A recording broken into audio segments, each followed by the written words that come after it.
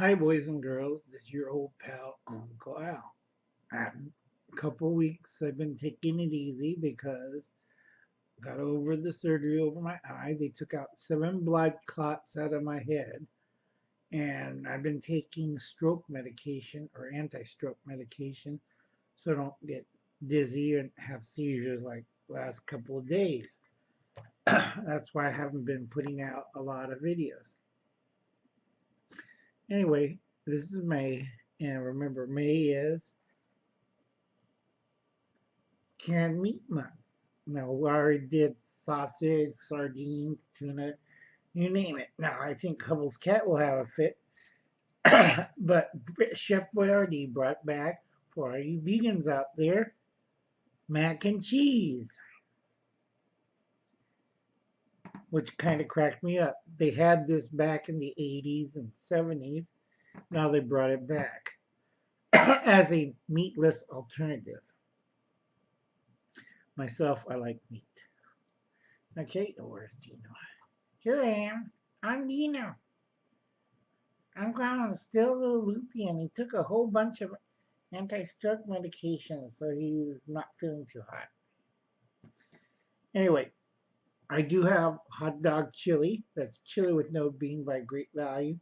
They do have smaller cans. I do use the big cans. What I do is make sloppy joes out of these for the kids. A little bit more healthier than the manwich because I found out that's too much sugar, salt, and stuff like that. So I use this chili without beans and pound or two of really lean hamburger. Now try to feed a vegetarian diet or vegan diet to kids. They tend to look at you like you're going to kill them.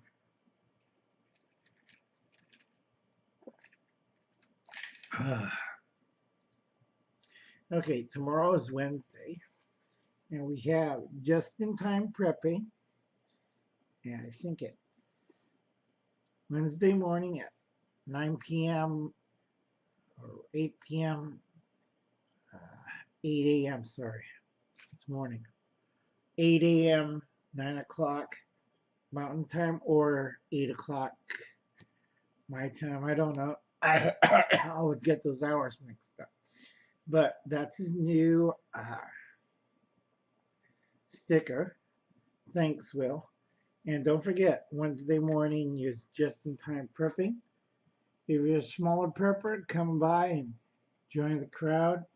And this one you get put in a drawing for Will's whatever's Will's store. Now don't forget, kids. I've been out for a couple weeks. That doesn't stop Uncle Al. Now Uncle Al's been here for a long time. Been doing the survival prepping stuff since 1982 or 81, I can't remember. Okay, Uncle Al also lived a very exciting life, and it's finally catching up to me. Okay, now a lot of you kids weren't born yet, or were teenagers, didn't realize what was going on. Well, back in the 90s, after after the downfall of the Soviet Union, uh, many of the Soviet satellite countries first time felt freedom. And I studied World War One. And a lot of people don't understand that the Balkans, Yugoslavia, mainly on the Adriatic coast, was a big hotbed. And the Soviets and the communists kept under control for the last, I think, 50 years since the end of World War II. Now, a book I've been reading recently, I do recommend Hubble's Cat to read this, is Dark Secrets of FHTS Survival During This Time Period, the Yugoslavian Wars, the Civil Wars. Okay, now you have some groups who were totally socialist, communist, whatever. They didn't have guns. Well, other groups over the years fermented against the Muslims, nationalist programs, other ethnic groups, they were well armed and mean as hell. So what did they do to their unarmed neighbors? They killed them. They had mass genocides that you would not believe. People were murdered, raped. Other people were kept in private prisons for real or imaginary crimes or crimes that goes back to World War One. Now, a lot of people didn't understand that, but I'm reading the period between 1919 to 1923. Those were the interwar periods of that area, and it was very bloody. After World War One, it was not like peace in our time. They had massive smaller wars. I counted right now about 250 smaller wars in these areas. And also, the French and the British had other troubles throughout the world. People heard about this new form of revolution. They want a piece of action of it. And they got tired of the old colonial masters. So a lot of them ended up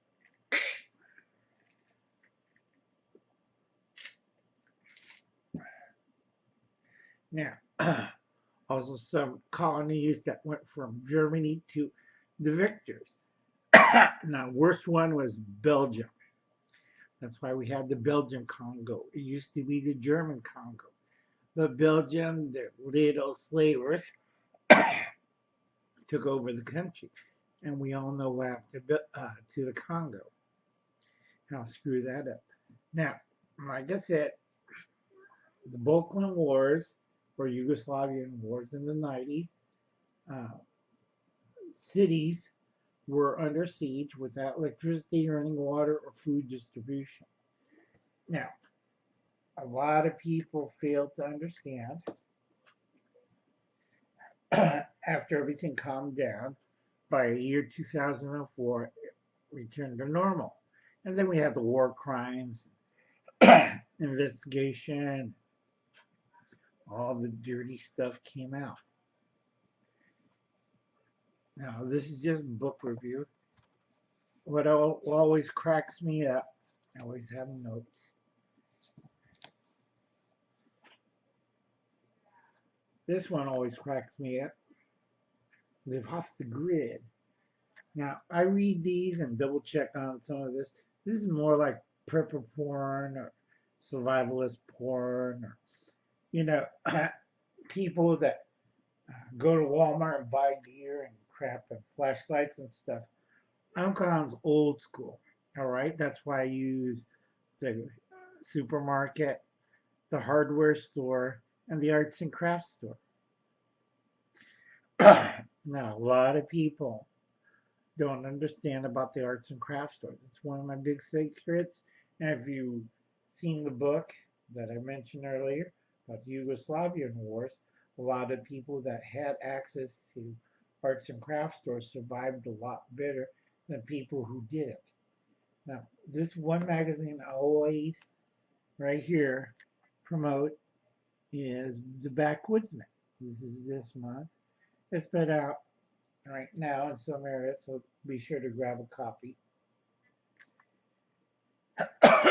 Sorry. I was going to read you about certain, I read a lot of old text and volumes and books like that. But for Cheryl Hirsch of DUI Fun, I would recommend to check this out. It's called Survival Mom. Check it out at your local library. They should have a copy. I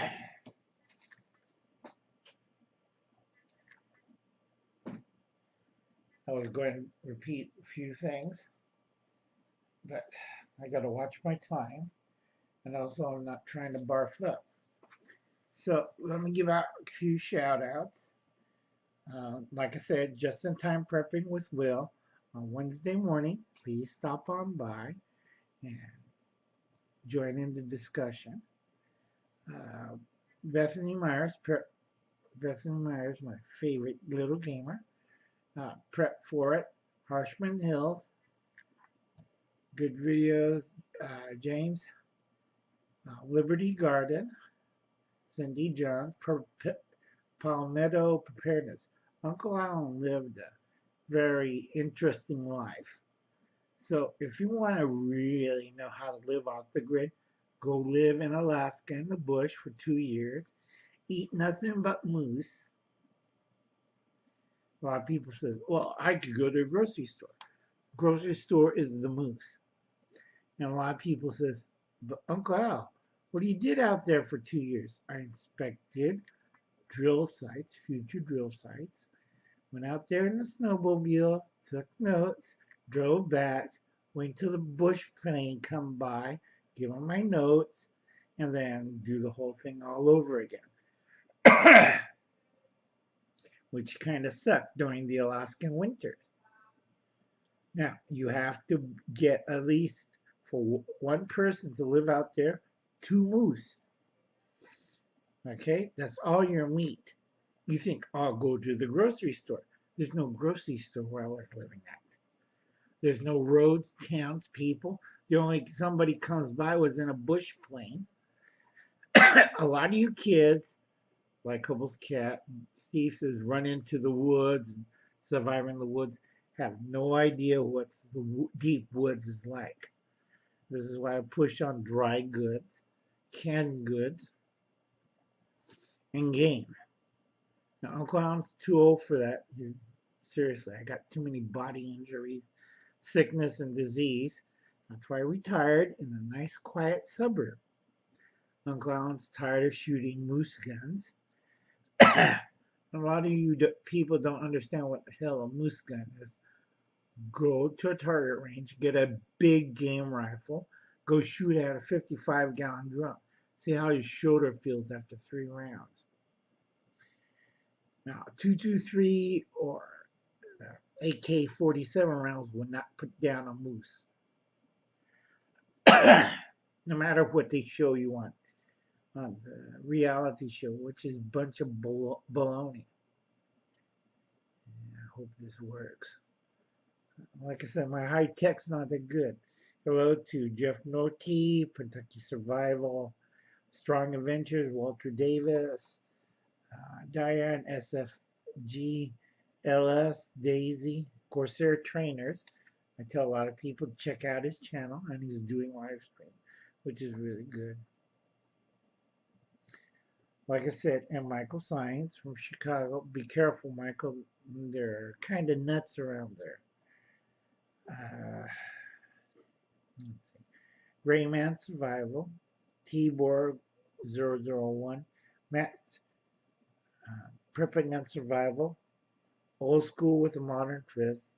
I like his gardening practices. AOK Foraging and Adventures. And let's don't forget Cheryl Hirsch. Cheryl Hirsch. DOI, please stop by. Let's get her up a little higher, folks. Get her over 100. All right.